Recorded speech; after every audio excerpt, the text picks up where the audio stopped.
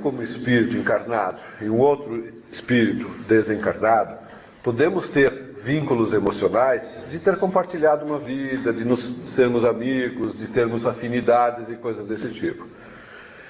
Esta relação de afinidade, ela é como um imã. Você pega duas pecinhas que são ímãs, um atrai o outro.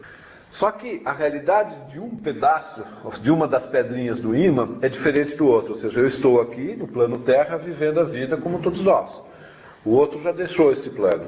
Ele tem outro ciclo para desenvolver. Só que essa energia nos atrai. Então, ou eu atrapalho a vida dele, ou ele atrapalha a minha. Por quê? Porque não dá para existir esta aproximação sem que haja consequências para um, ou para outro, ou para os dois. Entender que foi bom, ter a relação boa e aceitar que aquele ciclo para outra pessoa se concluiu é muito importante. Pensar de vez em quando, pô, que bom, aquela saudade gostosa, aquele pensamento legal, até é ótimo, é que nem uma brisa que de vez em quando vem e te traz aquele refrescar da vida, porque é uma lembrança legal.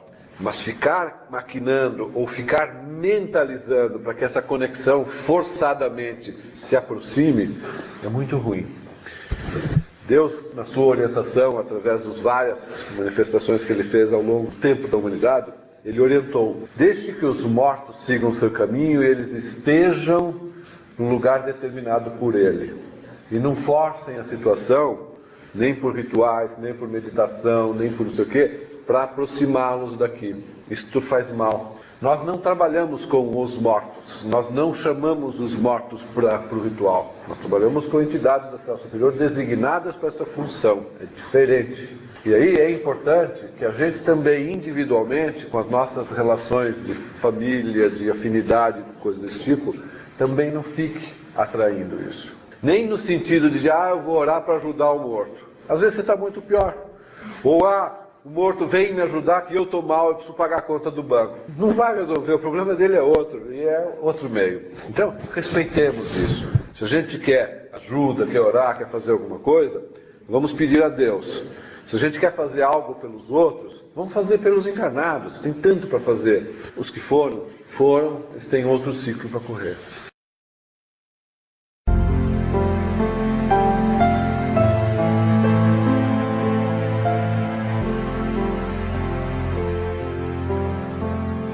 Todos nós temos a condição de ter uma interação muito simples e muito profunda com Deus. Ela não precisa ser falada, expressada na visão humana do relacionamento, no sentido do corpo, de ter um velhinho conversando, dando conselho. Não. Ela é uma coisa de uma intimidade tão grande, porque é a essência falando com a sua essência.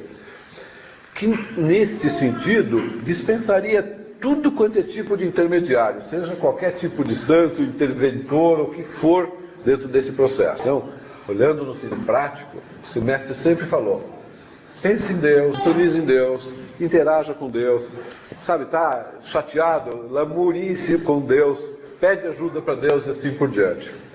Os santos, dentro desse processo, vários deles batalharam dentro desta mensagem, desta tarefa que Deus acabou incumbindo para alguns no sentido de orientar e ajudar os outros. Mas até o mestre brincava: deixa o cara descansar, ele entrou de férias, você não chama, você chama ele o tempo todo. Muitos deles até interferem, ajudam, e às vezes não são eles diretamente, que é uma coisa que também muita gente se engana. Quantas vezes a gente intercede por alguém pedindo ajuda, pode vir alguém que está relacionado àquela intenção, se apresentando como ele, mas não sendo ele. Na boa das intenções. Né? Lógico, existem entidades no astral superior, tanto no astral inferior, que acabam ajudando e interferindo positiva ou negativamente sobre a vida do planeta Terra. Só que esta não é a melhor forma. Deixe que Deus, dentro da sua estrutura de hierarquia, que acaba administrando toda a criação de Deus, faça o melhor caminho, se for para nos ajudar ou se for para ver uma interesse. Eu não nego nem desprezo as pessoas que sentem necessidade de falar através dos santos, das pessoas especiais. Mas procure, em vez de dar este ônus para essas pessoas, falar com Deus pessoalmente, que é muito mais adequado. Quando a gente faz a meditação no final do ritual, Vocês percebam que a gente é extremamente coerente do que a gente pratica e do que a gente fala.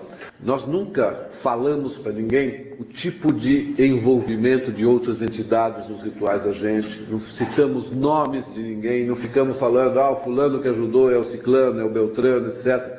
Porque isso não tem nenhum sentido, isso se torna dependência e não efetivamente uma ajuda. O que nós falamos, sim, é de Deus, da orientação de Deus, de como Deus foi fazendo com que cada um buscasse o seu caminho e um ajudasse ao outro.